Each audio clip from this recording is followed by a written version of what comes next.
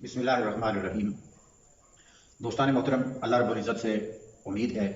कि तमाम अहबाब अल्लाह रब्बुल इज़्ज़त के करम और फजल से ठीक होंगे, तंदुरुस्त होंगे, सेहत और तंदुरुस्ती के साथ होंगे।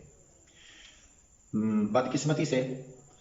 हम आज इस्लाम की जिस जहत को भी देखते हैं और जिस सिमत को भी देखते हैं वो इंतहाई ज़वाल पजीर है। और जब किसी कौम पर और किसी मिल्लत पर ज़वाल आता है तो फिर वो ज़वाल एक सतह पे नहीं आता, बल्कि हर सतह पर और हर सिमत पर और हर चीज़ पर आ जाता है। यहाँ तक कि उसके जो लीडर्स होते हैं, जो सरबराह होते हैं, जिन्होंने उस मिल्लत को, उस उम्मत को, उसकी कश्ती को साहिल मुराद की तरफ लेकर जाना होता है और उनकी रहनुमाई करना होती है, वो खुद इंतशार की बीत चढ़ जाते हैं। बिल्कुल आज उम्मत मुस्लिमा चूँकि बुरी तरह ज़वाल का शिकार है, आज उम्मत मुस्लिमा की जो क़यादत है, मुसलमानों की जो क़यादत है, जिनको हम उलमाए दीन कहते हैं, वो भी बुरी तरह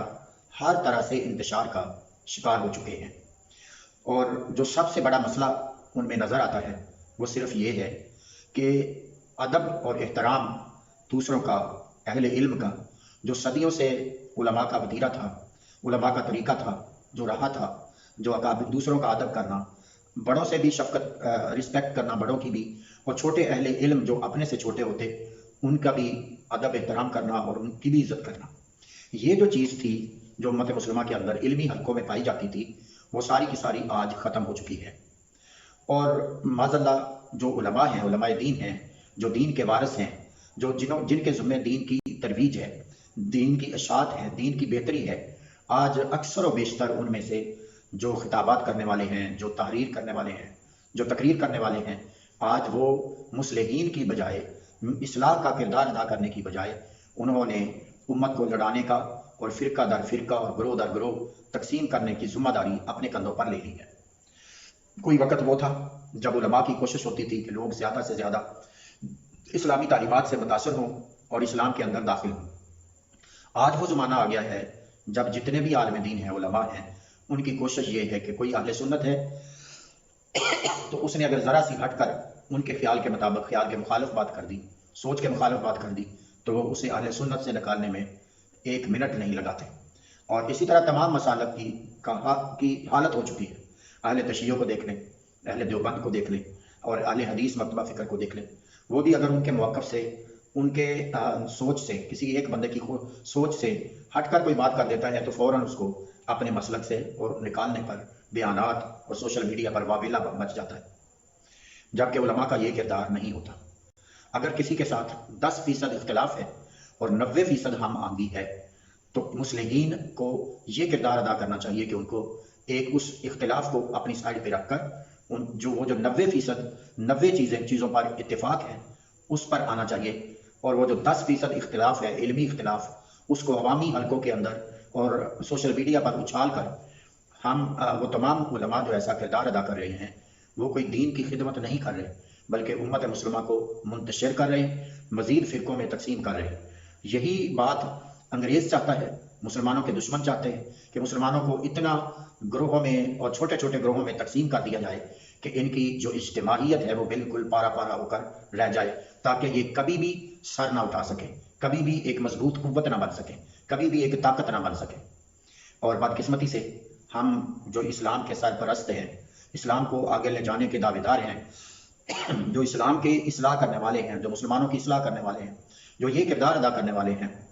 मुस्लिहीन उम्मत कहलाते हैं, कायदीन उम्मत कहलाते हैं, जो स्टेजों पे बैठते हैं, जो खिताबात करते हैं, जो मोटिवेट करते हैं लोगों को, वो सारे इस असल मसले की भीत चढ़ चुके हैं। उन्होंने जो शिकार किया, उन्होंने जो फायर किया था, उससे ज़िबा हो चुके हैं। उन्होंने जो तीर फेंका था, उस तीर ये इनकी गर्दनों में लग चुका है और ये रुक कर अपने नुकसान को सोचने के लिए भी तैयार नहीं है। छोटी सी बात होती है और छोटे छोटे इख्तिलाफात हैं जो उम्मत के अंदर हमेशा से बहुत देर से चले आ रहे हैं, इब्तिदा से चले आ रहे हैं। उन सारे इख्तिलाफात को इस वक्त उछालना और उछाल कर अहले बैत को सहाबा के खिलाफ और सहाबा इकराम को अहले बैत के खिलाफ खड़े कर देना, फिर सहाबा के अंदर खुद मनाफरत फैलाने की कोशिश करना और ये साबित करने की कोशिश करना कि माज़अल्लाह सहाबा इकराम, बहुत सारे सहाबा इकराम रास्ते से हट गए थे और बहुत सारे अहले बैत के दुश्मन बन गए थे। ये सारा कुछ सिर्फ इसलिए किया जा रहा है और दुश्मन हमें इस तरफ लगा रहा है, शैतान हमें इस तरफ इसलिए लगा रहा है कि मुसलमानों की असल तवज्जो جو اصل مسائل ہیں ان کی طرف نہ جائے، بلکہ یہ انہی مسائل کے اندر تاریخ کی جو بتقاضا بشریت غلطیاں ہوئیں یا نہیں ہوئیں ان کے اندر یہ الجھے رہیں اور یہ کبھی بھی کوئی تعمیری کام اور رول ادا نہ کر سکے۔ یہ قرآن کو اختلافی مسائل کو ہوا دینے کے لیے پڑھیں، یہ حدیث پاک کی تشریحات اختلافی مسائل کو ہوا دینے کے لیے کریں، اور یہ ساری سٹرگل اور جدوجہد اختلافات کو ابھارنے کے لیے کریں، کبھی بھی متحد نہ ہوں، کیونکہ ان کو پتہ ہے کہ جس دن امت مسلمہ متحد ہو گئی اس دن اگلے دن ہی ان کے خاتمے کا آغاز ہو جائے گا۔ تو انہوں نے جو سازش کا جال بچھایا تھا امت مسلمہ کے لیے، بدقسمتی سے امت مسلمہ اس کا بالکل جس طرح وہ چاہتے تھے اسی طرح شکار ہو چکی ہے۔ اور ہمیں رک کر یہاں سوچنا چاہیے کہ اگر ہم اکابرین امت پر زبان کھولتے ہیں،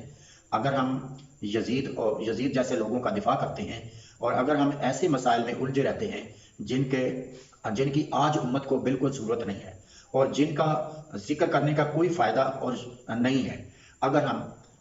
صحابہ کرام کو، صدیق اکبر کو، فاروق اعظم کو، عثمان غنی کو، مولا علی کے خلاف اور مولا علی کو ان کے خلاف معاذ اللہ اور سیدہ فاطمہ کو ایک دوسرے کے خلاف کھڑے کر رہے ہیں، تو اس کا مطلب واضح ہے کہ ہم خود